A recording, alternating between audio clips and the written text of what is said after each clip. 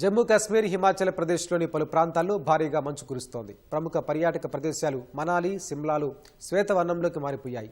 రహదారులపై నిలిపి ఉంచిన కార్లు, జీపులను మంచు కప్పేసింది. ఫలితంగా తిరుగు ప్రయాణంలో పలువురు పర్యాటకులు ఇబ్బందులు పడ్డారు. సిమ్లా ఎగువ ప్రాంతంలో మరికొన్ని రోజులు మంచు కురుస్తుందని వాతావరణ శాఖ అంచనా వేసింది. అటు జమ్మూ కాశ్మీర్లో కూడా మంచు వర్షం కురుస్తోంది. పూంచ్ జిల్లాలోని మెంధార్లో 15 ఏళ్ల తర్వాత తొలిసారి మంచు కురిసింది. రాంబన్, కుల్గాం, కట్రా, ఉదంపూర్ సహా పలు ప్రాంతాలను మంచు దుప్పటి కప్పేసింది. ప్రతికూల వాతావరణం కారణంగా వరుసగా రెండో రోజు శ్రీనగర్, జమ్మూ జాతీయ రహదారిని మూసివేశారు.